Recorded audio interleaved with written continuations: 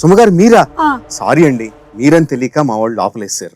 ఏమీ కాదు, తెలిసినా కూడా వచ్చిన వాళ్ళని లోపలేసేయమని మీరే చెప్పారంట. విడిపించండి. అంటే మా వాడు ఎక్కడో భోజనానికి వెళ్ళాడండి.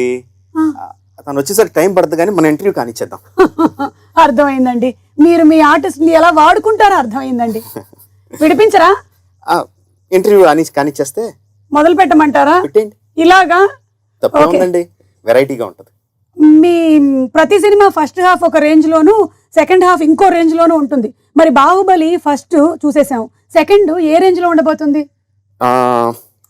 ఫస్ట్ పార్ట్ ఒక ఎలాగండి, స్టార్టర్స్ లాగా అనుకోండి. స్టార్టర్స్ అయితే సెకండ్ పార్ట్ మీల్స్ లాగా. అంటే ఫస్ట్ పార్ట్లో మనం ఇంట్రడ్యూస్ చేసిన అన్ని క్యారెక్టర్స్ని ఇంట్రడ్యూస్ చేసాం, వాళ్ళు ఎలాంటి వాళ్ళో చెప్పాం, కానీ కథలోకి ఫుల్గా వెళ్ళా. కథ ఏంటో అసలు చెప్పలేదు, అంత ఇంట్రడక్షన్స్ అయినాయి. అంత స్ట్రాంగ్ క్యారెక్టర్స్ మధ్యన రిలేషన్స్ ఎలా ఉండబోతున్నాయి, వాళ్ళ మధ్యన డ్రామా ఎలా ఉండబోతుంది, మొత్తం ఆ తాలూకు ఎమోషన్స్ అన్ని సెకండ్ పార్ట్ లో ఉంటాయండి. నాకు కూడా ఎమోషన్స్ చాలా హైగా ఉన్నాయి. ఇలా నేను ఇంటర్వ్యూ చేయలేనండి, విడిపించండి. అంతే అంటారా? ప్లీజ్. మరి అంటే మరి మన ఆడియో రిలీజ్ డేట్ కి మీ డేట్ కన్ఫర్మే కదా? కన్ఫర్మే. అదే అంటే నా ఉద్దేశం రెమ్యునరేషన్ అయ్యి లేకుండా. అబ్బా, ఇప్పుడు నా కొడుకు వచ్చి నన్ను విడిపించేంత వరకు నేను ఇక్కడ ఉండలేను. రెమ్యునరేషన్ అక్కర్లేదు, విడిపించండి. కన్ఫర్మ్ కదా? కన్ఫర్మ్. స్వామి రారా. ఇక్కడే ఉన్నాడా? ఇప్పే ఇప్పే.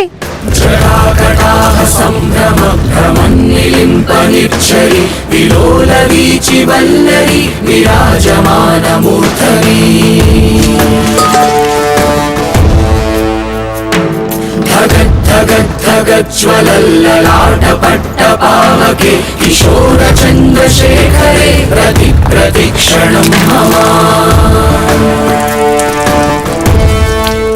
అమ్మయ్యా, థ్యాంక్స్ అండి, విడిపించేశారు. దేవసేన ఎలా ఉన్నారండి అసలు? కొడుకు వస్తాడు అన్న కాన్ఫిడెన్స్, నమ్మకం ఉంటే చాలా ధైర్యం వచ్చేస్తుంది కదండి. ఏ తల్లికైనా వచ్చేస్తుందండి. మీకు శివరాత్రి శుభాకాంక్షలు. చాలా థ్యాంక్స్ అండి, మీకు కూడా. बड़ी बड़ी बड़ी बड़ी साहो रे बाहुबली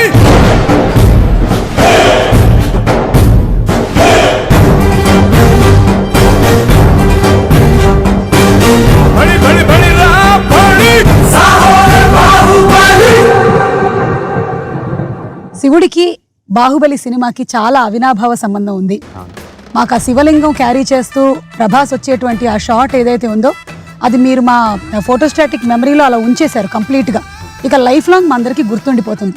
అలాంటి ఒక సినిమా బాహుబలిని మాకు అందించారు. సో మేము ఇప్పుడు ఎదురు చూస్తూ ఉన్నాం థియేట్రికల్ ట్రైలర్ కోసం. ఎప్పుడు ట్రైలర్ డేట్ అనౌన్స్ చేయడానికి చిన్న ప్రాక్టికల్ ఇబ్బంది ఉందండి. ట్రైలర్ కటింగ్ అయిపోయింది, దాని తాలూకు సీజీ షాట్లు రావాలి.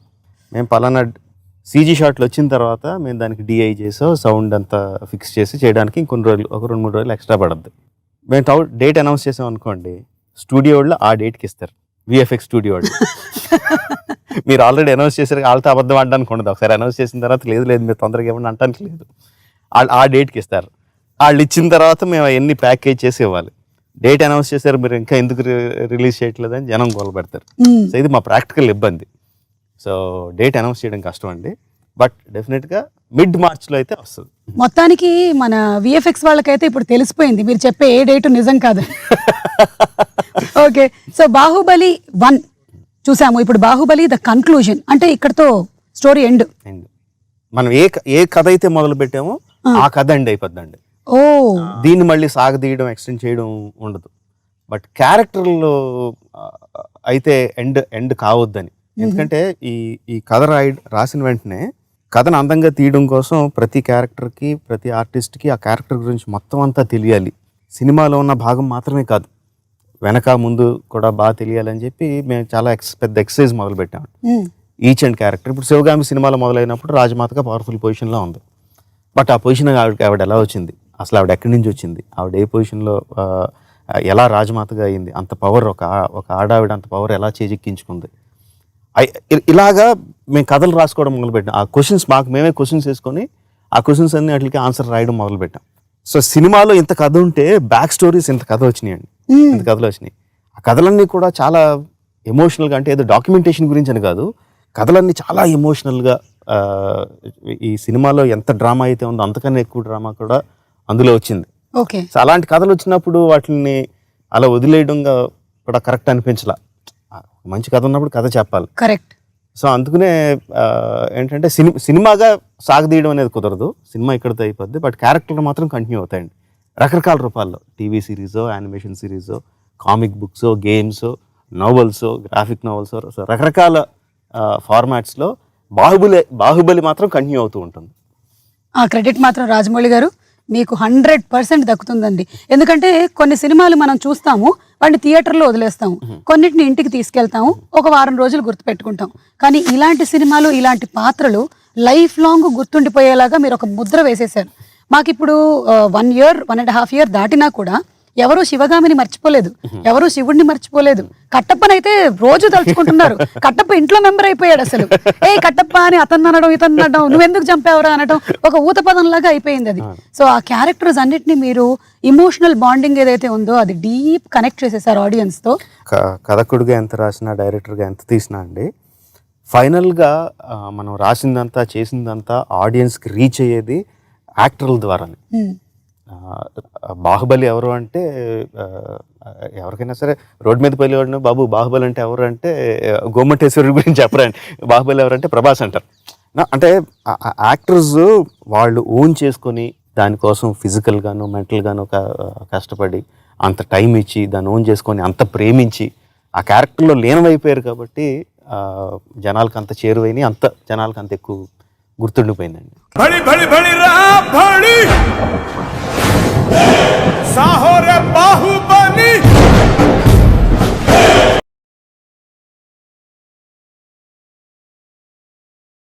भड़ी भड़ी भड़ी रा भड़ी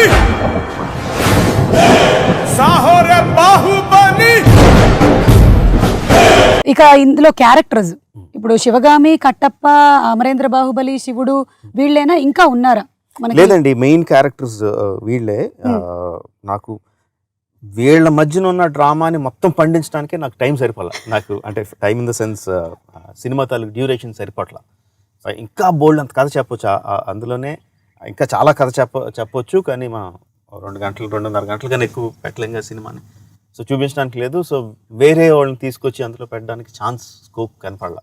సో మీకు ఇది ఇంకా కొంచెం ఏమంటారు, ప్రెషర్ ఎక్కువ కదా? బికాస్ ఫస్ట్ బాహుబలి మీద ఓకే, రాజమౌళి గారు బాహుబలి తీస్తున్నారు, ఎలా ఉండబోతుంది చూస్తున్నాం. బాహుబలి చూసేసాం, ఇంకా ఏం చేస్తారు రాజమౌళి గారు? నాకు తెలుసు డెఫినెట్గా అది ప్రెషర్ కాదండి. ప్రెషర్ కన్నా ఫస్ట్ పార్ట్ బ్రహ్మాండంగా చూశారు, కథ కంప్లీట్గా చెప్పలేదు మనం. సో మిగతా కథను చూడడానికి డెఫినెట్గా ఆడియన్స్ వస్తారన్నది ప్రాక్టికల్గా చూస్తే, లాజికల్గా it is you are guaranteed. ఈ సినిమాకి ఒక గ్యారంటీడ్ ఓపెనింగ్స్ ఏదో ఉంటాయి అన్నది. అది ప్రెషర్ కన్నా నేను డెఫినెట్గా కన్వీనియన్స్ గానే ఫీల్ అవుతా.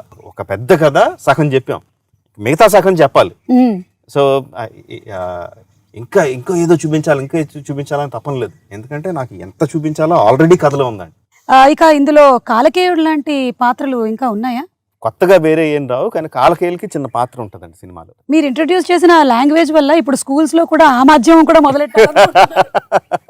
కిలికిలి మదన్ కార్కి అని తమిళ రైటర్ అండి, ఆయన మొత్తం లాంగ్వేజ్ అంతా రాశాడండి. జస్ట్ ఏదో 4 ముక్కల కోసమని కాదు, మొత్తం లాంగ్వేజ్ అంతా రాశాడు.